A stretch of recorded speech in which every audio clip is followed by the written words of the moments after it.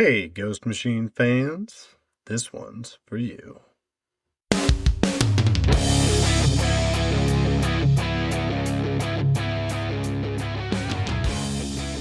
Welcome to the Ghost Machine Fans Podcast, episode 83. Is Simon Pure truly ready to hang up his red coat and become a family man? Or will the return of an old friend and enemy lead him to tragedy and solitude once again? I'm Nick, and as usual, I'm joined by my special friend and wife, Snoggle. So, my dear, what's new? Well, I got a husband now. We got married, as I know that you announced to everyone. That is our newest news right now for us personally. It's great news. It is great news. We did get married a week or so ago. And thank you to everybody out there who was super duper nice about the fact that we decided to take a week off from recording.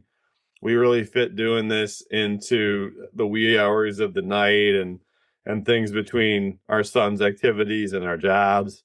And it just was not feasible to make it happen. But we did create a super fun, glowing family, radioactive family type of fake cover, like fake Geiger unnamed type of cover, using our wedding photo to stay on brand, as they say. Yeah, I loved it. Very good. Yeah. And thanks to everybody out there who was super supportive and congratulatory. It was really nice to see so many people respond. That was awesome. Which was awesome. Thank you, guys. And speaking of people that responded and friends of the show, I have a shout out. I believe this person has been shouted out once before. He may have been one of the first few people that we ever shouted out on the show when we started doing that. And that is the account on Instagram. It's Legion of Comics 17. So that's just the way that it sounds. The numbers are numbers and not spelled out, though. So it's the word Legion, the word of, the word comics, the numbers 17. And that's the Instagram account that supports Legion of Comics on YouTube. It's an awesome YouTube channel that you should check out. Big Ghost Machine fans over there at Legion of Comics, they are. And they just put out a post out a couple of days ago and collaborated with us on Instagram, as we love, when almost anyone does. And it was super cool. It showed just this massive Ghost Machine collection and all these different still shots of different rare, cool Ghost Machine books. So if you want to see that post from Legion of Comics 17, feel free to check it out on our Instagram, Ghost Machine fans. It's very cool. So thanks for the support. Thanks for supporting Ghost Machine. And we'll make sure to keep our dials tuned to Legion of Comics on YouTube. Always. And they're good people. They do a lot of work with comics curing cancer, something like that. Every year they do a big event for that. So I dig it. That's awesome. But enough about our friends, because there's some huge news, there's some normal news, and then there's some great news that is all on deck today, which means that Snoggle is back in the anchor chair. Today is Wednesday, November 19th, which is the release date for the Geiger Volume 4 trade paperback. There are also several very important final order cutoff dates right around the corner. On November 24th, we've got Hornsby and Halo number 13, Redcoat 16, Rockefellers 11, and Sisterhood 5 are all on final order cutoff. Get your Ghost Machine comics, people. That is a direct quote from our notes there. I mean, that's a lot for FOC. And really, really, these stories are getting hot. So you should get those comics. It's a big deal. You got to make sure that you pick them up. Do you see that there's new stuff on the Threadless store now too? There's something especially relevant for you, Snoggle. Yeah, I saw that Geiger Wicked homage. I thought that would be right up your alley. I thought you'd be like ordering multiple. Wicked is you were just talking about how much you love Wicked. I do love Wicked. Yeah, so there's that in there, and there's also this smattering of sweet Image logo Ghost Machine character profile shirts. So it's the Image logo see-through, and then it has the character in it. So there's one with Rook, there's one with Simon, there's one with Joe, there's one with Tariq, etc. And it's the Image eye, and then whatever color you pick for the shirt is like outside of that. So like you only see the character within the eye, and it cuts them off to wherever they don't, extend beyond it. And I will get multiple of those. That is such a cool idea. If you haven't seen it, you got to go check that out on the Threadless store for Ghost Machine. But that's all the news, right? There's nothing else going on. Nothing new has been announced otherwise. I don't know. I think something pretty big was announced recently. We certainly have talked about it at length. Yes, there is one more piece of news. And as I stated in the promotional reel that we put out a few days ago for this episode, it is momentous. It is arguably the most exciting Ghost Machine news that there is to date. So I'm going to go over here to this nice drum set and I'm going to get you a drum roll.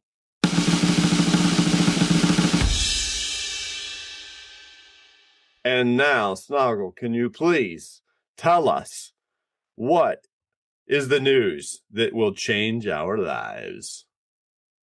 They're gonna make a Redcoat movie. They're gonna make a Redcoat movie.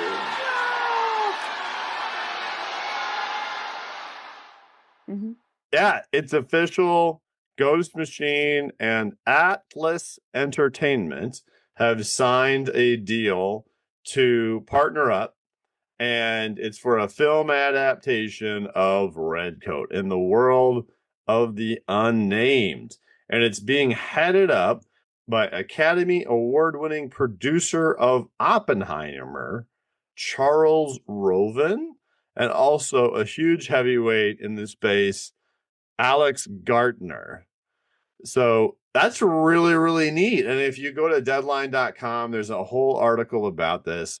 A lot of cool stuff that Alex and Charles said about Jeff, about Ghost Machine, and about how Simon is just such a great entry point because of his charisma and the type of character that he is into this world. So to me, it sounds like there's a lot of steam behind this thing. I would absolutely say there's a lot of steam. It's piping hot. It's piping hot. I was looking at the movies that Atlas Entertainment has done from the beginning of time. And they did Fallen. Oh, with Denzel? Yeah, I really particularly love that movie. The sobby heartbreak movie of our childhood, City of Angels. The soundtrack that keeps on giving. Right? Nicolas Cage and Meg Ryan. Mm-hmm. And to note, the Scooby-Doo live adaptation. They did Wonder Woman. I mean, it's a good studio. There's definitely some good movies that have come out of it. So, and we know Jeff is writing it, so it's gonna be great. So it's huge news. It's huge news. And I've gotten some multiple reassurances without soliciting them, by the way, that this is quote unquote happening. People want us to know that this is legit. This is coming out. This is happening. This is something that will happen. Like there's always stuff, a comic book comes out, somebody buys the rights to the whatever it's called, and then comic book sales go up for a little bit. And then it doesn't necessarily materialize. And I don't get the impression that that's going to be the case with this. Yeah, and that is something else that we should briefly touch on in this regard because it is part of the news. It's also something that I mentioned in that promo reel that we were going to talk about today. And that's what does this mean for Ghost Machine collectors and Redcoat collectors? I can tell you that it's less than a week from when this was announced, and Geiger 80-page giant #1, especially the B cover, which has Simon on the front, is going for ungraded $100 to $145. And 9.8s are going for a tad above that. And that's a spike. That's a pretty significant spike, but also the number of them that are moving. There's many that have moved in the last 4 to 5 days, whereas normally you wouldn't see that book sell every single day, whereas there's many moving every day as a result of this announcement. So Geiger 80-page giant is the first appearance of Redcoat that B covers the most sought after because it has also him on the cover, which makes it his first cover appearance. But even the 80-page giant, the regular one, the A cover, that's still a very sought after book. And who's to say about the others? There were no ratio variants or anything like that of that, but there was a C cover and there was a blank sketch cover. Really cool to get the blank sketch cover of Geiger 80-page giant sketched with a Redcoat sketch on it because that's his first appearance. That would be so cool. And then, of course, his first issue of his first series and some of the various variants there. Redcoat #1, it had a 1 in 50 foil variant. It had a 1 in 500 black and white variant, stuff like that. There's also a book out there that is much lesser known called Redcoat Special Edition, which was something that you could get at conventions before Redcoat really came out, and it was just printing parts of the 80-page giant, but it was just Redcoat stuff. There's a regular version of that. I think there's a foil version of that I own, and there's a metal version of that. I have a 9.9 metal version of Redcoat Special Edition #1, quote unquote, and I don't think that's a very common thing. So this is a time to snag these books if you can. Obviously, they're really spiking because of an announcement, but assuming that all goes well and this ship sails, as everyone seems to be confident that it will, they are going to continue to be very valuable. And it certainly means that could be the case for many other books in the Ghost Machine universe, many other characters and titles, because as we know, Redcoat is part of a shared universe, the world of the Unnamed. And I would love to see it all on the big screen. Well, the good news, my dear, is that you're going to see it all. We're all going to see it all. But right now, today, we're only going to talk about one issue of Redcoat, but it's a pretty important one, and it's got my gears grinding, let me tell you. And we're talking about Redcoat #15. But before we deep dive, we've got some pretty amazing covers to talk about. Yeah, I'm ready. So the first cover, this A cover, it's as usual, Brian Hitch and Brad Anderson, but it's a little different. It's a little different than, the typical cover that you get. It's got the main character talking to us with a little chat bubble there. I think it's so funny that it says nothing back here. On the back? Yeah. Yeah, it's hilarious. Because on the front it says, Simon says, looking for adventure, action, magic, and mayhem? Not here. You'll have to look inside for that. And then on your back is him walking away, like waving away, and he's like, nothing here either. Yeah, it's great. And it's ironic too, right? Because in this issue, there's the least amount of magic and mayhem, and compared to all the others. Yeah, that's true. What'd you think of the B cover? By Mike Grell. Yes. With Brad Anderson. Mm-hmm. I thought it was pretty cool. I mean, he's charging into battle. I like the big silhouette of his face in the background. That's nice. Like, I'm sure that that's a battle of significance with the way that it's set up with like the particular soldiers and the details that you've got there. And it does almost look kind of like Davy Crockett there on the left or something. And we do know he is eventually going to appear in some Redcoat tales. But Mike Grell is kind of a big deal in the comic book world. He is really well known for his work on Green Arrow back in I believe, the 90s. And he also did his own book called Shaman's Tears. And that was an early image creator, independent type of deal. And he's just like kind of a staple, So I dig this, and I also think that it would be cool to see Mike Grell do more like colonial Revolutionary War era stuff because his style works well for that. I thought the C cover was very, very appropriate for this issue. Yeah. I mean, C cover is Lee Cosi I think that's probably right. I'll take it. and Wes. Zioba. So it's just kind of, Simon fixing his coat after he's been shot several times. I bet he's probably over it too, is what you kind of like, such a bland, eternal life. Right. He's under like a big oak tree, very serene. Most people would be sitting and having like a sandwich or relaxing or reading in this situation. He's sewing together bullet holes on his red coat, and he clearly was recently shot. And it does look like he's got the bullet holes and the blood on his shirt, and so it's almost normalizing this cycle that is his existence, is the way that I look at that. So do you remember how recently I asked you if you had ever heard of Young Blood? Mm-hmm. I do. Well, and it was because there was some epic metal Young Blood covers coming out. Yeah, and this would be an homage to that. Yes. Yeah, well, if when you're looking at the D and the E covers, both by Brian, the D one also Brad, the E one not so much because it's black and white.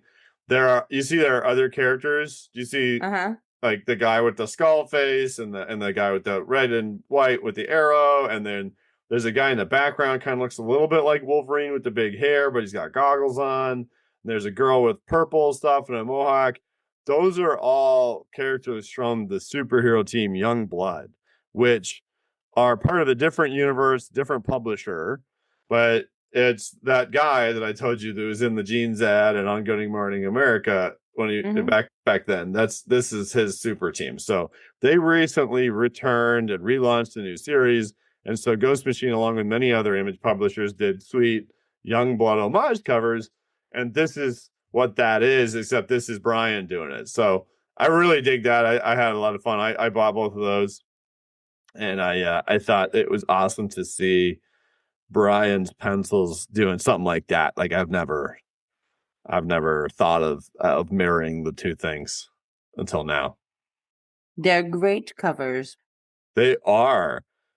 And that wraps up our cover rundown. So you know what's available to you if you go swoop up this comic book from your local comic book shop so that you can talk about it in detail with us. Which makes this your official spoiler pause for Redcoat 15.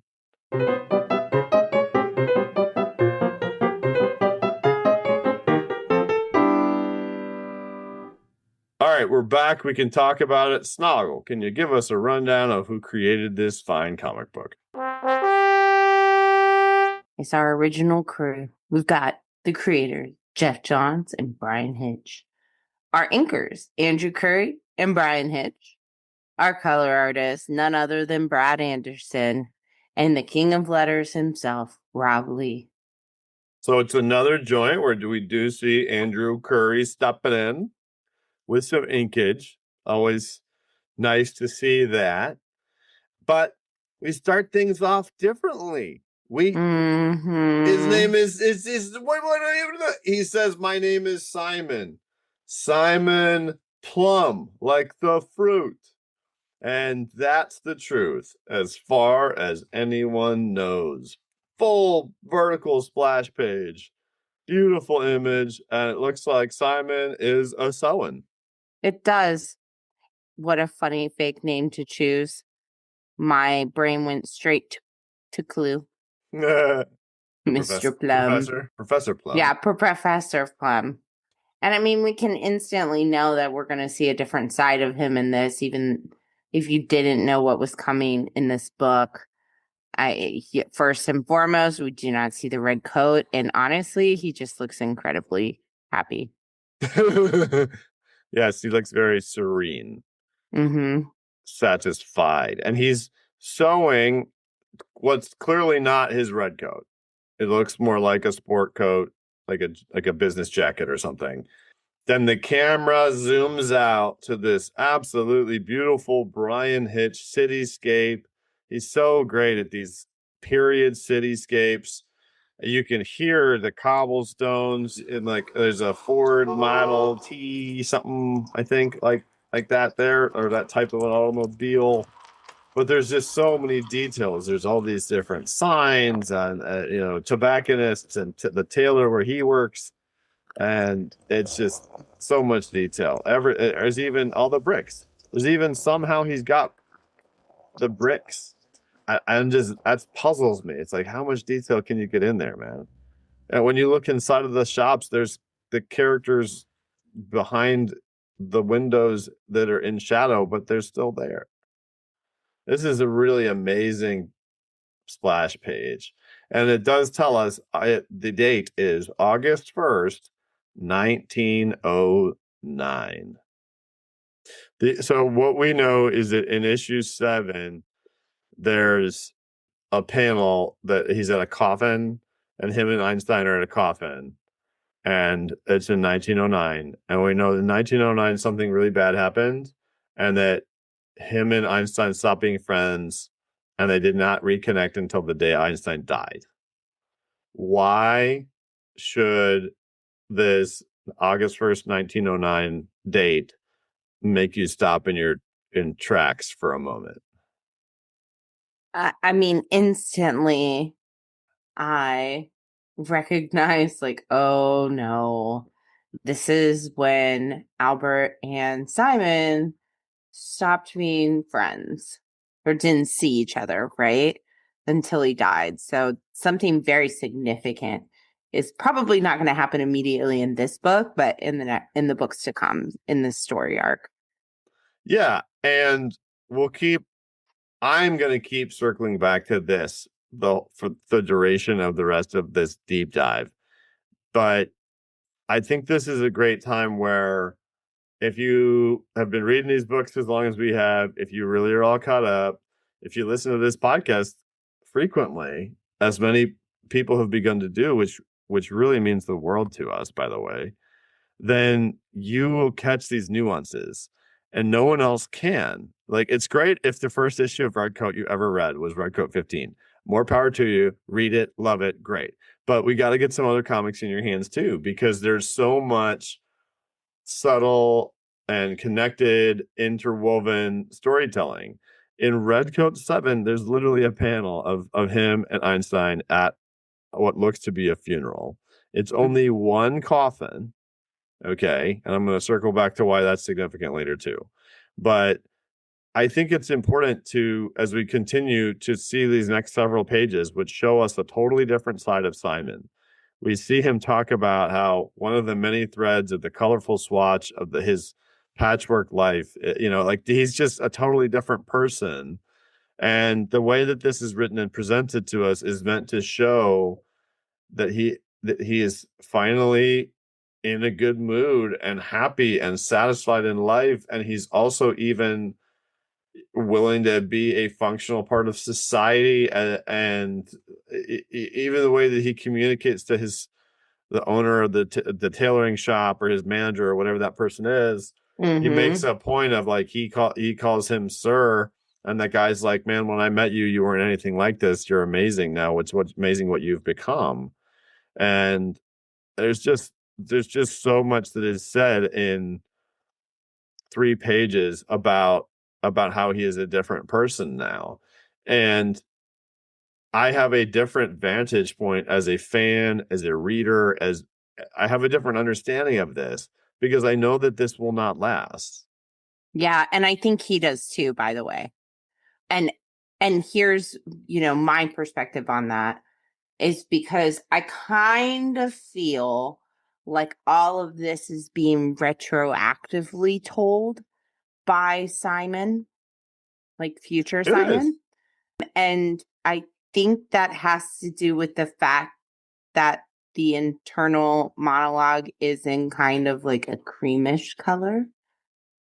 But he does clearly state, after all, I'm long past my adventuring days, or so I keep telling myself. Because he kind of is, I'm assuming the whole time during this storyline and his happiness, he's waiting for the other shoe to drop. Well, yeah, I think you're making a good point. I think it's even been alluded to by Jeff that he's telling this story on his deathbed, or they know where he's telling it from, and when he narrates, it's all retrospective, like you said. But Yeah. the tone of what I get in this is that the narrator is reflecting on what we see. The person we see in these scenes is not a person that is has any cynicism. He even at one point says something about how he basically will just figure out what'll happen with the fact that they'll get old and he won't. Like it's not even front of mind for him. And I think what they're showing us is like this is probably the happiest he ever was. And well, he does say, and I think this is a quote where he's talking to the guy he made the new jacket for. And I do believe it is directed not just towards like the progress that they're making for the city. He said, funny thing about progress, Mr. Kelly, like a good suit, it needs a little time to wear in. So that's a sly way of not just talking about the progress at the docks. right. He's made progress on himself and who he is as a person as well. And they hit on several things. The owner of the place tells him, you're not the firebrand you were when you walked in the store. You're much better. He runs into somebody he knows on the street who asked if he wanted to grab a drink, and he says he's giving it up. That's it's huge. It's huge. Like it's saying, okay, whatever is going on in this guy's life, it made him stop drinking. That's out of character, you know? And he picks up flowers for someone and then goes home to his family, his wife and children.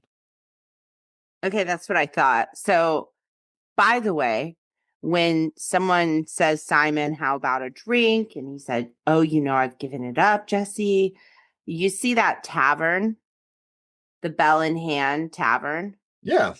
Okay, so that's a real tavern, and I've been there, which is how I knew where he was at. Do you know where he's at? Yeah, I think it's Boston. Oh, yeah, that makes sense. That's awesome. That's cool.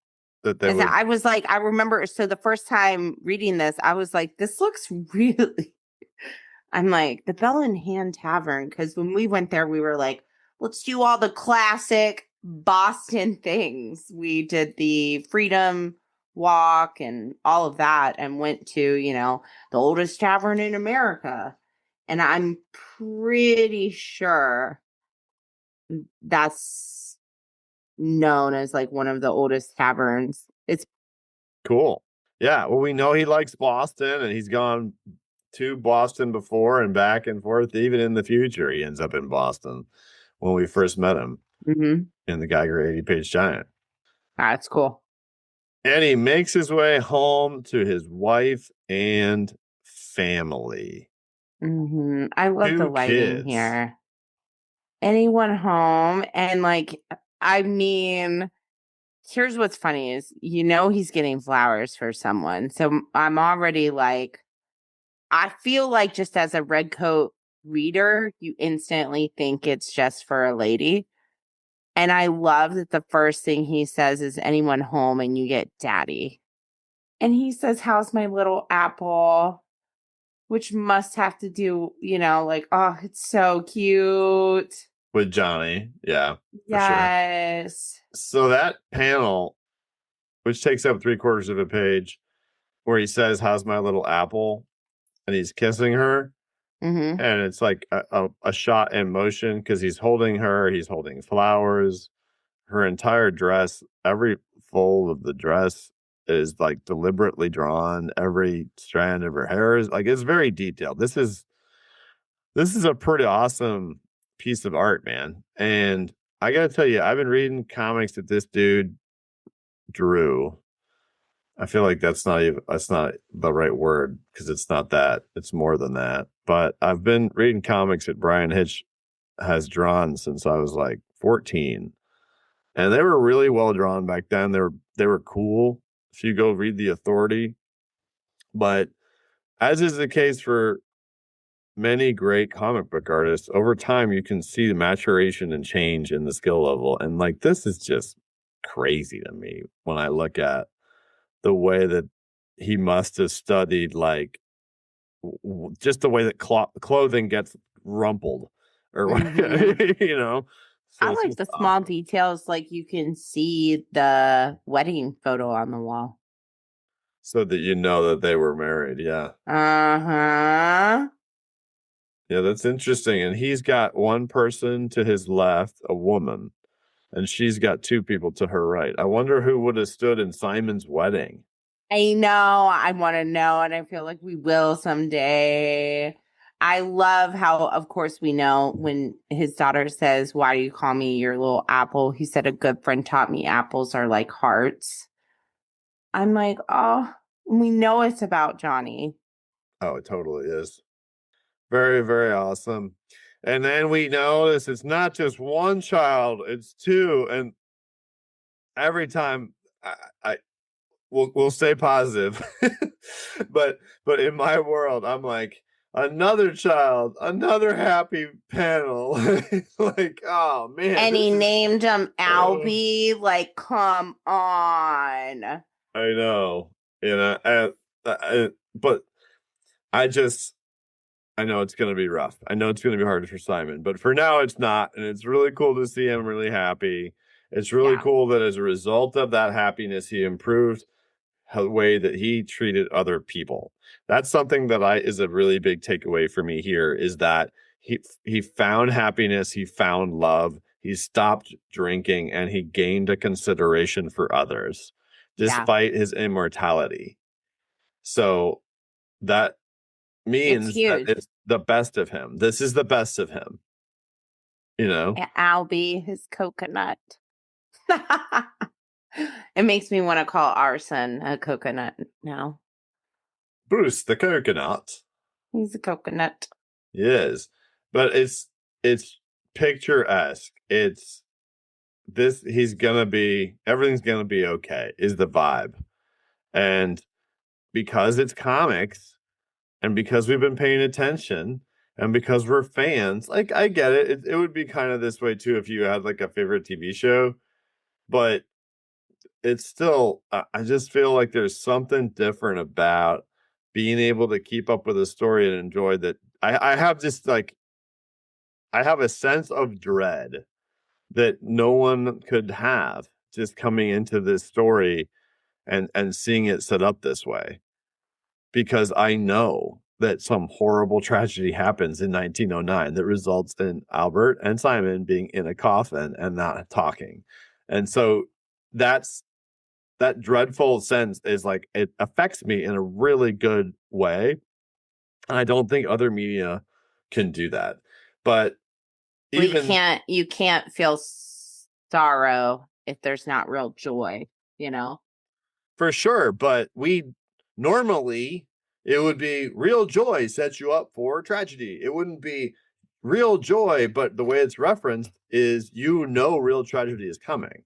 And you know what I'm saying? Like, we don't know they all die. It would be really interesting if maybe one of them dies and that's who's in the coffin, and then one of them gets sucked through a portal to another dimension with George Washington, and another one becomes a robot. Like, who knows? My point is that it just changes my perspective, knowing this is leading to something horrible and painful for our protagonists. But to go along with that dread, once nightfall comes and he wakes up in bed with his wife, for whatever reason, he decides he's going to go. I guess he has like a box of stuff that he's doing research on, and we see him use magic. I thought that was really neat when we see him use magic, just to light a candle. And he's sitting up at night because he's needing to spend some time. I guess probably he wants to do this in private. So this is to me a way of indicating that he keeps this from them. Like I have a feeling she doesn't know about his past and all that. And so the book he's looking at is The Mysteries and Myths of America's Founding Fathers.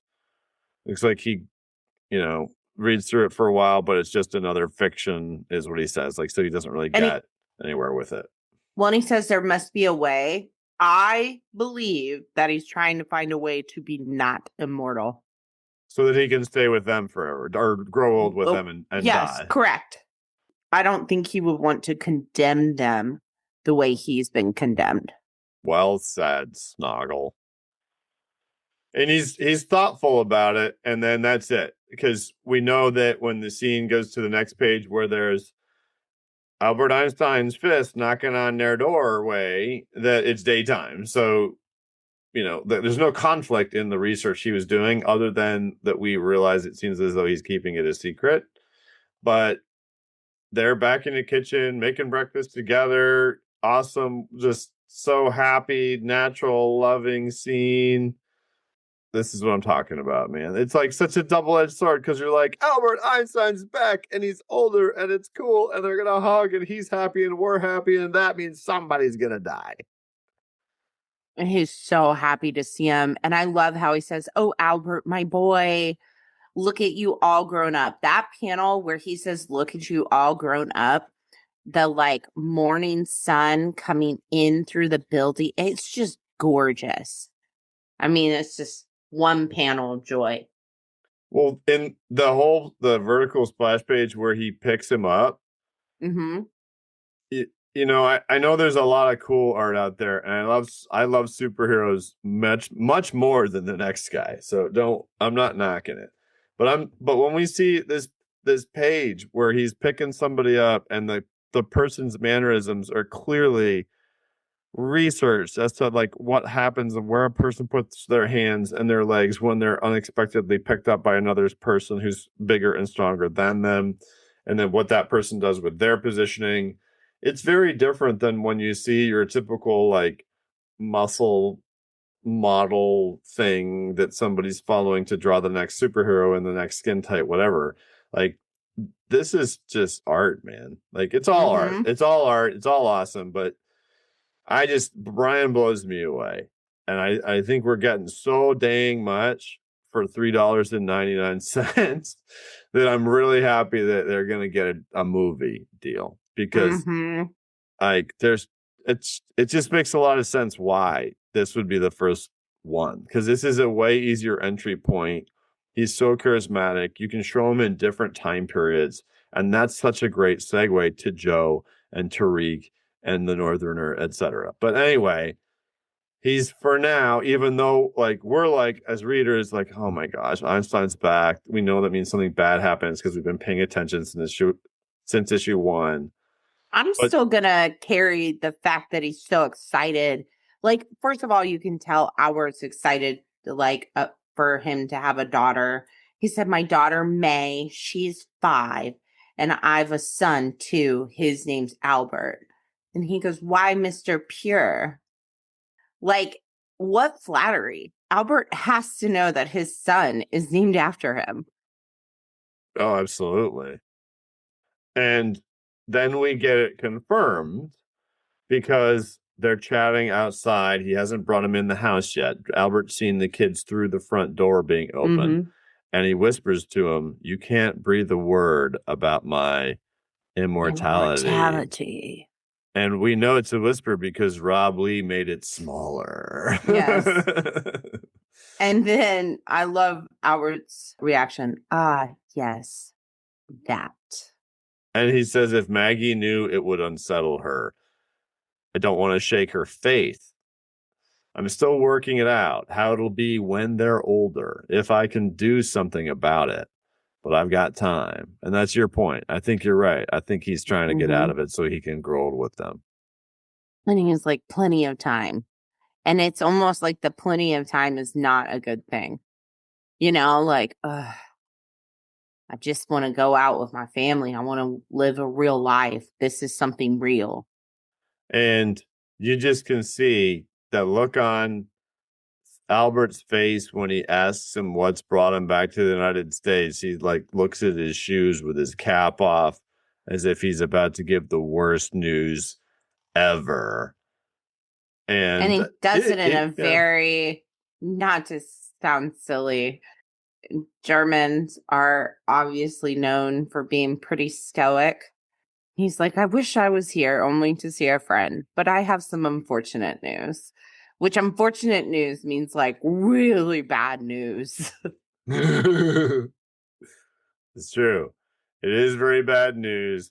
And as we predicted, there's not very many reasons that if an immortal villain were to perish in the nude beneath the ruins of a massive sinking ship, that you would dedicate a panel to showing him screaming as that happened, other than to ensure that the readers would know he would one day return. And that's why Benedict Arnold is back. I hate it. Well, I don't hate that story mechanism, but I hate that he's back. Yeah, I don't like him. He's bad news bears. Yeah, he's a douche. Next episode, Turncoat. Oh. Yeah. So, and but look at the preview for the next issue.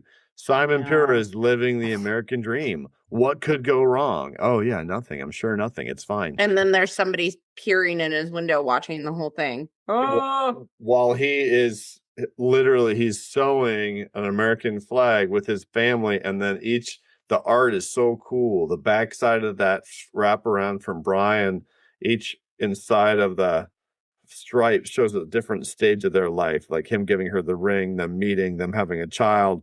Super cool, man. Super cool. Yeah. Got this really cool Dolly Madison bio. Remember her? Mm-hmm. From the other issue. Yeah, I thought that was nice. And they said, under her abilities, though Dolly Madison possessed no supernatural gifts, she was renowned for powers of a different sort, an unyielding optimism, a gift for diplomacy, and a charisma that disarmed adversaries as surely as muskets. That's pretty cool. Yeah.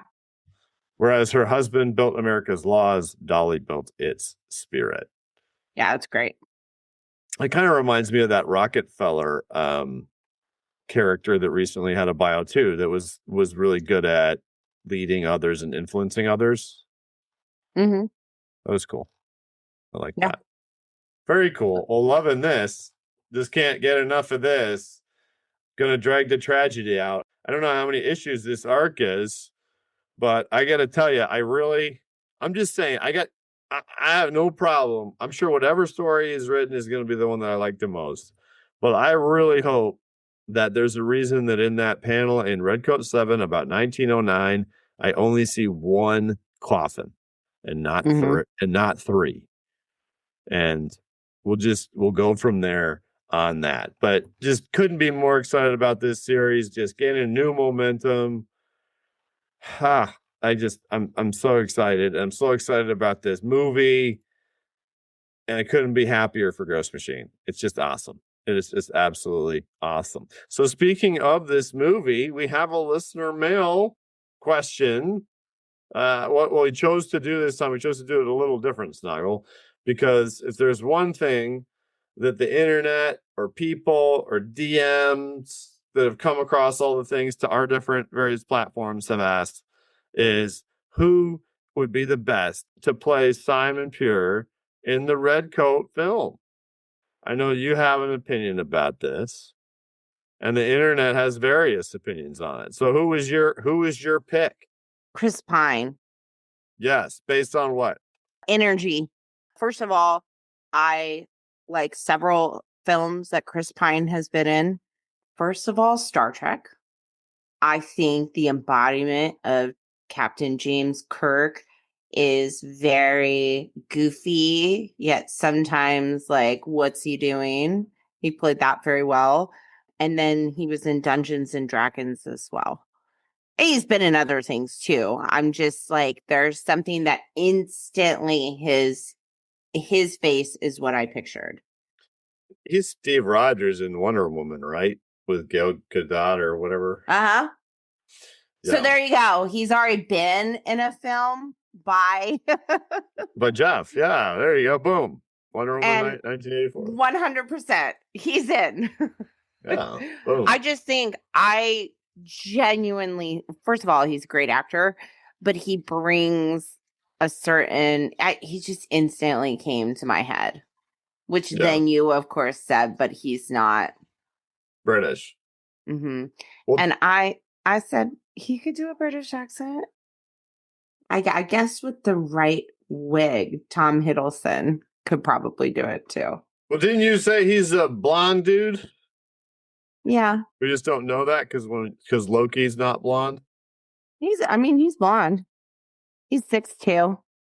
Tom Hiddleston's the guy that plays Loki, right? Mm-hmm. Yeah, I can see that maybe. I'd have to see him like grizzled with like a 5 o'clock shadow or something. That probably makes sense. And a lot of people online have said what I said, that Chris Pine has come up, but he's not actually British. And then Charlie, what is his name? Hunting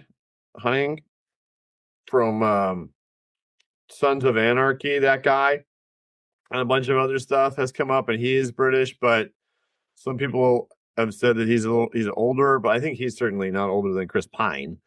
It's Charlie Hunnam. Yeah.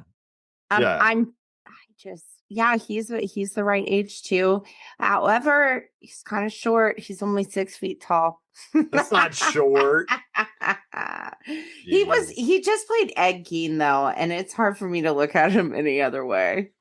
Yeah, that creepy thing you were talking about. Yeah, take me back to when he was in Sons of Anarchy, please. But I get it. I'm still team Chris Pine. I think I'm pretty sure Charlie Hunnam is about to play Bond. Oh, well, that would show his diverse abilities. Yeah. Actually that's funny because some people have compared Simon to like a goofy Bond at times. And I've seen a Simon Pure Bond homage sketch cover done as well. Cameron Gill had one of those done. It was really cool. Yeah, I've thought about the younger Hemsworth, but I think that's the thing. Simon became immortal when he was pretty darn young. He's 27. And so it makes sense that he's going to look young in his immortality, but he looks grizzled and whatnot because of how he treats himself in every era but the one we're reading about right now. So I guess we'll have to see. But whoever it is, I'm very excited about it. I'm sure they'll make a great decision. And we would love to hear from you, Ghost Machine fans. Snoggle would appreciate if you would send us a fantastic mail at ghostmachinefans@gmail.com and let us know who your vote would be for the actor that will play Simon Pure in the upcoming Redcoat feature film adaptation from Ghost Machine and Atlas Entertainment. Very exciting. And if you would like to check out all of our other content, you can do so by going to www.ghostmachinefans.com, where you'll find our wiki on all of our social platforms. We would love for you to come hang out on the Discord as well. You can find the invite for that on our profile on Instagram, Ghost Machine Fans, or if you go to the Reddit, the Ghost Machine Comics Reddit, ran by friend of the show, Flashy Transition 737. The announcements on there have the Discord invite as well. And thanks so much for joining us tonight on the Ghost Machine Fans Podcast. We're gonna make a move.